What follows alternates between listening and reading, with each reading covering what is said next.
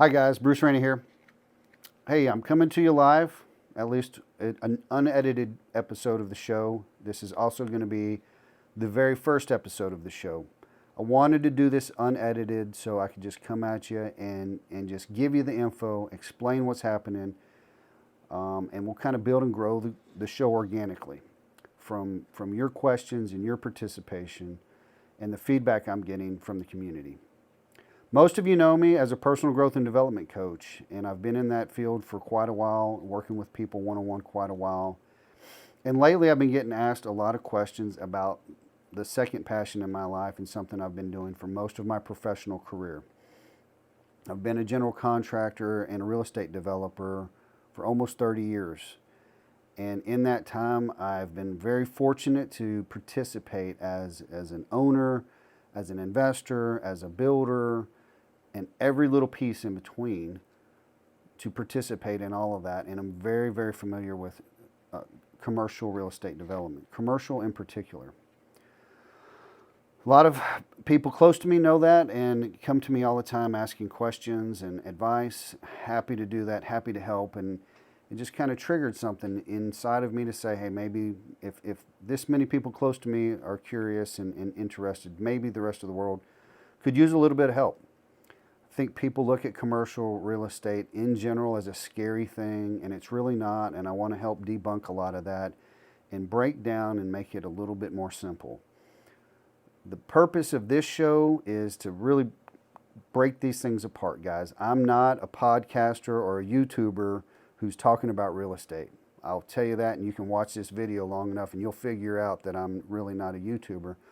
I'm a real estate developer who's going to shoot some YouTube videos and build a channel around trying to help other people understand the business, how this works, debunk some of the things that they're afraid of, and maybe validate some other things that they're afraid of. But what I really want to do is help you understand and break through any of these limiting beliefs or these barriers that are holding you back. I know there's people out there who right now are watching this video and have said multiple times, man, I want to get involved in commercial real estate. I want to get in there. I just don't know what to do. Well, with this show, we're going to help you understand what to do, and you're going to run out of excuses. There will be no excuses left after we go through this. So what are we doing in the show? There's going to be a couple of different formats.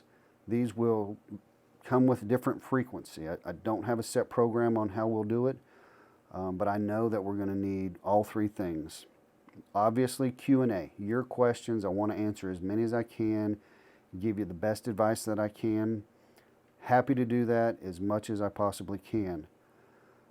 We're going to have sometimes just specific topics. These are things that are happening to me personally in my own career.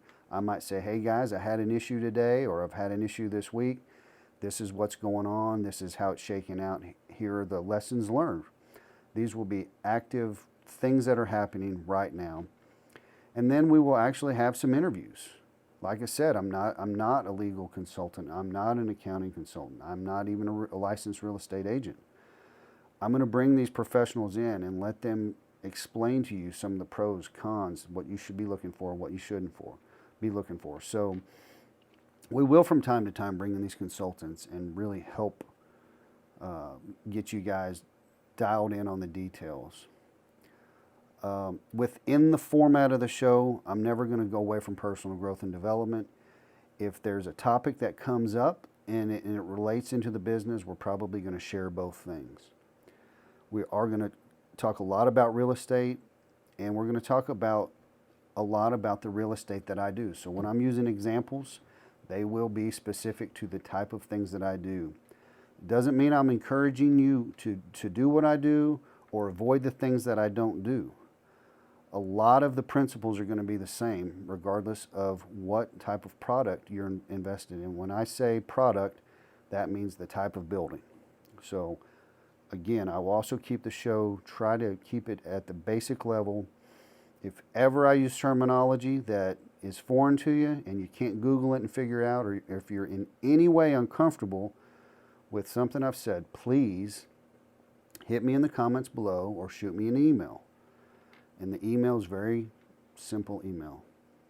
askbruceaquestion@gmail.com. Shoot me an email there, and I will answer your question. So, who is this show for?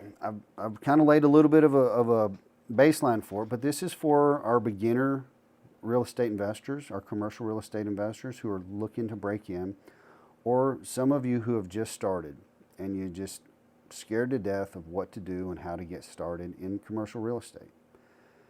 For those of you with a little bit more experience, there's obviously always going to be some sort of personal growth and development model tied in with this. And I would encourage you, if you find some of this content helpful, stay engaged.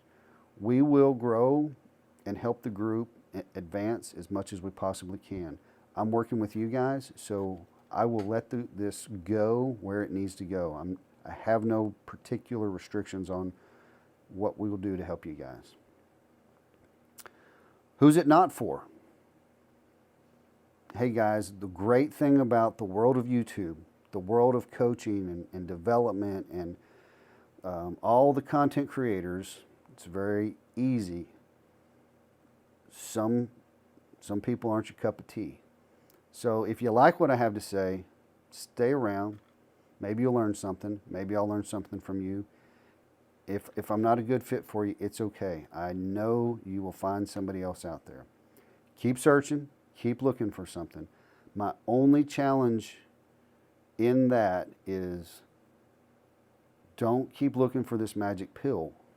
Find somebody who, when they speak, you understand, you can listen to, you can stay engaged with, and when you find them, lock in and give them a chance. And let them help you out. There is a concept of analysis paralysis. If you spend too much time analyzing, looking for the perfect solution, you may never actually find the solution you're looking for. One last thing, I am going to try and keep the content short and concise as much as possible. This intro is gobbling up a huge amount of time. I've probably said more than a lot of people even want to hear. But I do want to leave you with a lesson. I don't ever want to shoot an episode where there isn't something there for you to learn.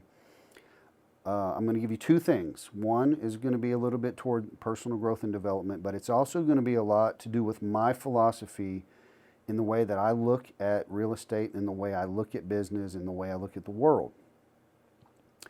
There is a concept called toward and away from motivation. Some of you may be familiar with this, and that's great. I'm just going to explain that when I look at the world, I look at it as full of opportunity. When I look at a deal, I look at almost any deal positively. I look at it from the aspect of, I know I can make that deal successful. That doesn't mean that the level of effort required to do it would be worth it. So I'm not saying I look at every deal and I'm going to go buy every deal and close every deal. But I know I can make every deal successful. The analysis part of that is what's going to tell me if that's the one I want to pull the trigger on or put the effort into. Toward motivation is very forward thinking. So the simple concept is when you're comparing toward versus away from motivation is toward means I want to go be wealthy. I want to go win deals. I want to go build a portfolio, right? Positive growth type things.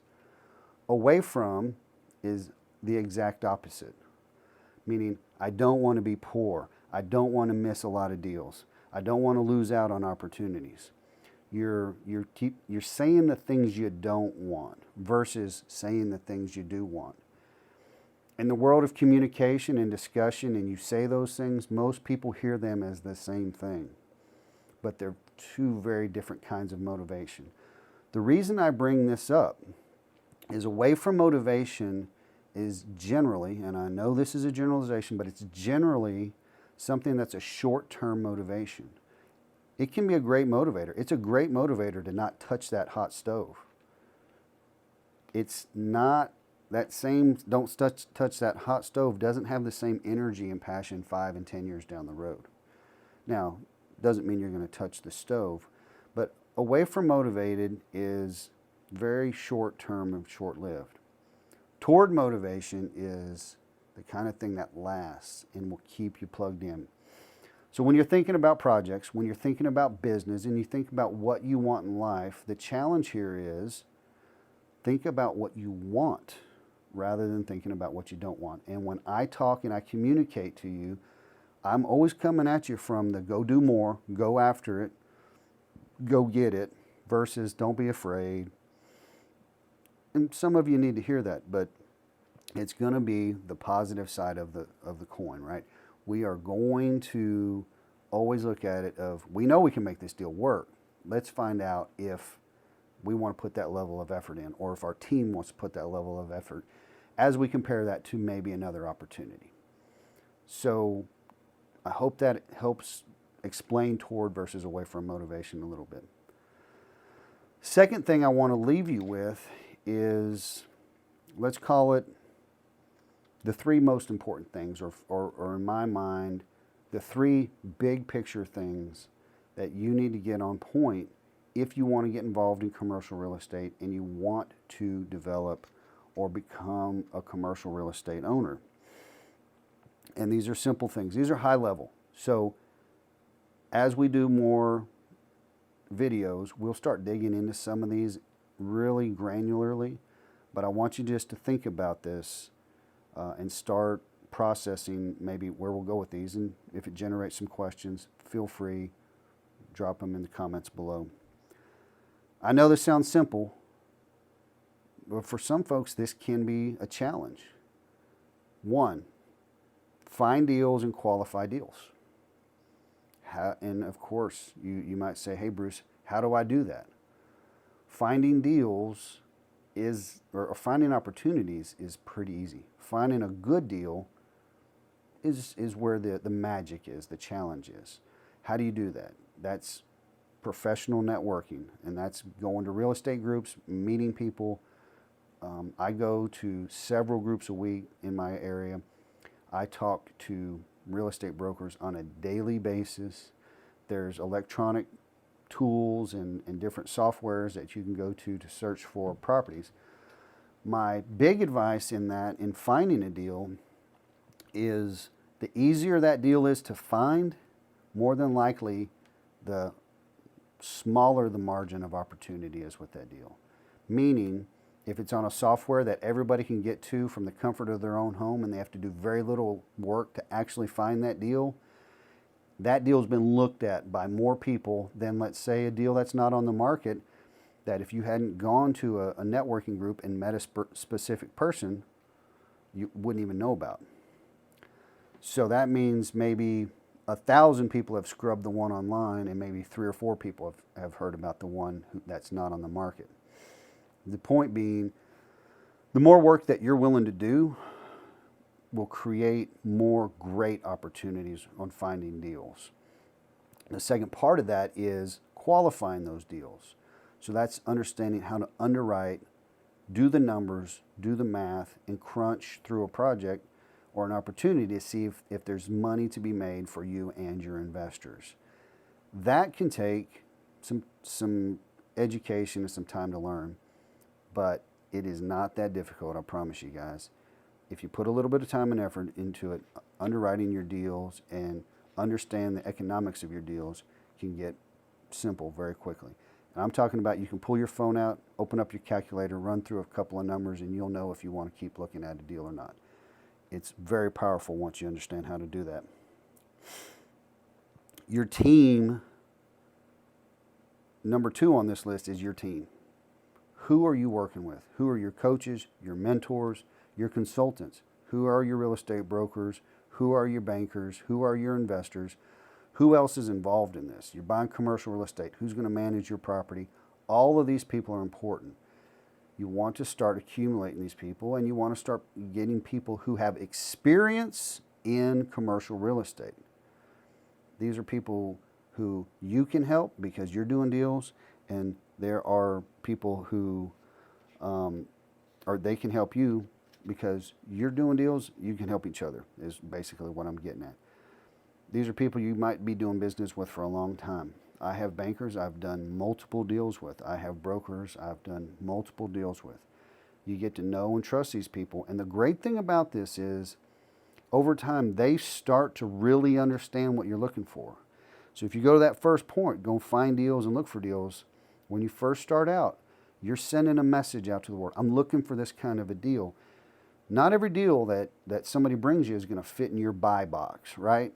So as you coach them up and say, this is why it doesn't fit the buy box, or this, it was important to me and I think you overlooked this. That's going to help you communicate your message better, and it's going to help them. The same thing with your team. As these people become a little more focused on what it is you want, and they know that you will do deals, they'll bring you deals all day long. And it's very, very, very powerful.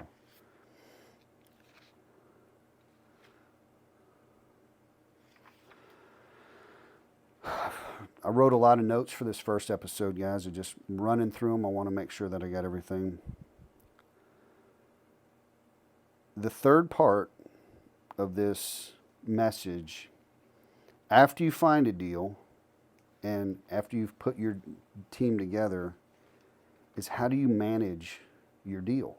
So you have a team, you have these consultants, they've brought you something, you've found this opportunity, you've qualified this opportunity, you want to pull the trigger and buy this thing. How will you manage your deal? Again, this can be its own show by itself, but think about the fact that you have an asset that's got to be managed. It's going to have tenants. Those tenants will turn over from time to time, so you'll need brokers to help you put people in and out of the building. You're going to have to manage the property itself. Who actually is going to take the phone call when a tenant calls and says, hey, something's wrong, come fix it. Those things matter. Who's going to maintain the property? Who's going to pay all the bills? You've got to pay the bank. You've got to pay taxes. You've got to get insurance. You have to have all these things. So how is that going to happen? What is your ultimate plan? Obviously, that depends on how you bought it, what your investors want, and what you've promised. But all of that has to get managed. Think about that up front. You don't want to be scrambling at the end of this thing all of a sudden to say, oh my gosh, I have a lot of management to do. And by the way, some of those things cost money. So that needs to be built into your underwriting. And so plan for that in the process. Think about how you're going to do it. And if you're ultimately looking to build a portfolio of assets that are going to pay you money forever, then you want to think about that infrastructure. How are you going to grow and expand and scale that as you move up? So those three things again are find deals and qualify them, making sure you have the right team and building your team of consultants. You don't have to do this alone. There's a lot of people that are willing to help you and can help you, and use that. You leverage that. Everybody who's successful is leveraging that. Very, very, very few people want to do this on their own. And then obviously you've got to be able to manage and maintain these things once you've brought them in. So I know we went pretty long today, guys. I'm not trying to drag this out. I hope that this content will help you think a little bit, spur your interest. We'll look at a few more shows. We'll go into a little bit more detail. Drop your questions in the comments below, or you can shoot me an email at askbruceaquestion@gmail.com. Happy to answer your questions in the next episodes. I hope this helps out. I'll talk to you tomorrow. Thanks.